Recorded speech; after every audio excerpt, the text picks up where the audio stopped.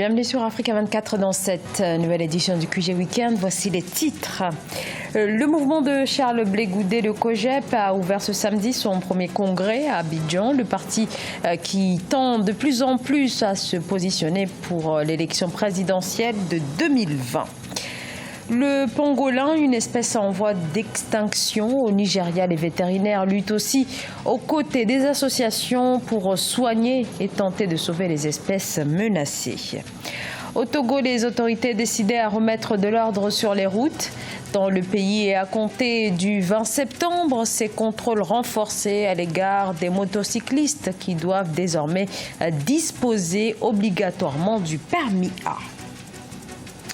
Mais tout d'abord, l'actualité en Centrafrique où la Cour des comptes a rendu son rapport sur la vérification des comptes et la gestion de l'Assemblée nationale pour la période de juin 2016 au 30 septembre 2018. Cette procédure fait suite à la saisine du président de l'Assemblée nationale le 10 septembre 2018. Le président de la Chambre des députés, Abdoukarim Mekassoua, destitué quelques semaines après le 26 octobre. Le rapport pointe de nombreux dysfonctionnements, au premier rang desquels une mauvaise tenue de la comptabilité, un recrutement anarchique et pléthorique du personnel, tout cela dans une opacité totale, conclut le rapport de la Cour des comptes. Le COJEP tient son premier congrès. Le COJEP, le parti de l'ancien leader ivoirien récemment acquitté de crimes contre l'humanité, Charles Blé Goudé, qui intervenait par vidéoconférence depuis les Pays-Bas. Le congrès qui doit s'achever ce dimanche pourrait bien le désigner comme président du parti et lui donner aussi mandat de participer au futur scrutin, y compris la prochaine élection présidentielle. Reportage de notre correspondant Olivier Jacotan. C'est dans une ferveur populaire que les militants du COJEP ont célébré à Yopougon, au nord-ouest d'Abidjan, le 10e anniversaire du Congrès panafricain pour la justice et l'égalité des peuples. Venus de tous les horizons, ces militants ont placé cette 18e année sous le signe de la maturité. Le COJEP a envahi toute la Côte d'Ivoire. C'est ça l'efficacité d'un homme. Voilà, donc le mouvement allait très loin et j'en suis fier. C'est un sentiment de joie, de fierté. Ça veut dire que nous n'avons pas travaillé en vain. Quand nous voyons tout ce monde, ça veut dire que nos forces, tout notre effort, nous voyons les efforts que nous avons fournis. Aujourd'hui, nous sommes joyeux. Le 18e anniversaire du COJEP coïncidait également avec son premier congrès ordinaire. Soutenu par certains partis de l'opposition ivoirienne et des alliés d'Afrique, le COJEP a profité de ce congrès pour sonner la mobilisation des militants pour la présidentielle de 2020. C'est ce débat-là autour de l'économie, de la politique, du social, de l'intellect, c'est-à-dire de l'école. C'est tous ces débats-là que nous allons avoir pour pouvoir signer un contrat avec le peuple ivoirien. Autre moment fort du congrès, l'intervention par vidéoconférence depuis La Haye de Charles Blé Goudé, leader du Congrès panafricain pour la justice et l'égalité des peuples. Une adresse qui sonnait comme un discours-programme donnant les grandes orientations pour la conquête du pouvoir. Dans l'actualité également, la signature de l'accord de transition par le Conseil militaire et la contestation soudanaise. C'était ce samedi à Khartoum. Il a été signé par Mohamed Hamdan Daglo, le numéro 2 du Conseil militaire, et Ahmed Al-Rabi, représentant de l'Alliance pour la liberté et le changement, fer de lance de la contestation.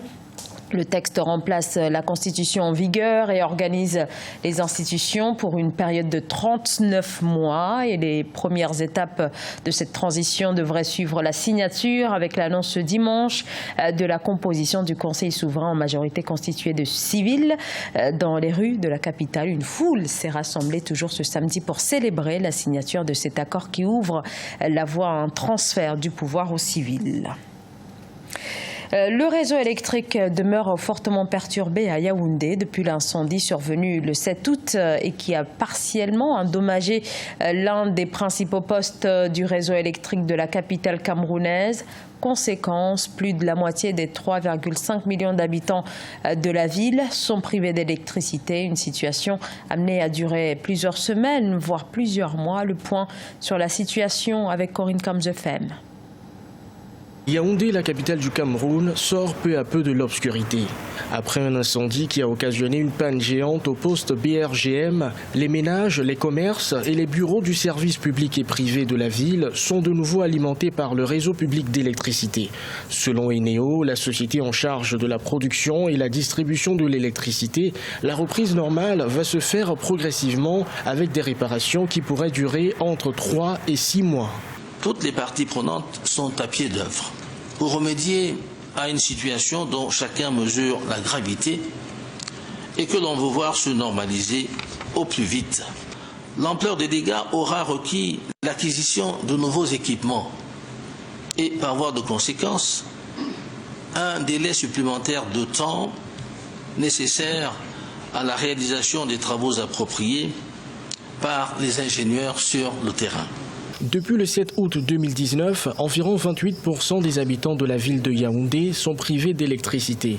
Au centre-ville, les coupures ont duré plus de 5 jours avant une reprise ce 15 août. La question, elle est là, parce qu'en fait, à l'époque, lorsque c'est l'État lui-même qui gérait, on n'avait généralement pas eu à faire face à autant de délestages. Mais depuis lors, il y a eu des travaux d'entretien qui n'ont pas été menés. Celui qui était là, qui est le président du Sénat actuellement, il était vraiment dans son élément. Le gouvernement a entrepris la construction de plusieurs barrages hydroélectriques et des centrales de gaz. La mise effective en activité reste attendue pour les ouvrages dont la construction est achevée.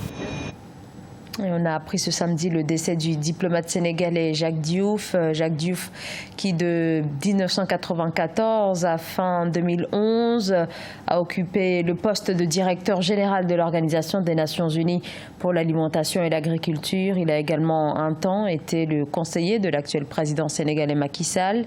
Le président qui salue un collaborateur efficace, Jacques Diouf, est décédé en France des suites d'une longue maladie. Il avait 81 ans. Le pangolin d'Afrique demeure l'animal le plus braconné au monde. De nombreuses études démontrent l'ampleur du trafic et le phénomène s'intensifie à mesure que les espèces disparaissent. C'est le cas notamment au Nigeria où certains vétérinaires se tiennent aux côtés des associations pour tenter de sauver les animaux en voie de disparition. Aïssatou Bari. Très engagé dans la protection de la faune, Marc Oufoua sauve et soigne les animaux sauvages et les reptiles depuis une dizaine d'années maintenant. Il a récemment sauvé un pangolin considéré comme l'espèce la plus menacée dans le monde. Plus d'1 million d'entre eux ont été chassés et capturés au cours de la dernière décennie, selon le Fonds international pour la protection des animaux. When I rescued him, he was tied up in a bag. Quand je l'ai sauvé, il était ligoté dans un sac et déshydraté et très faible.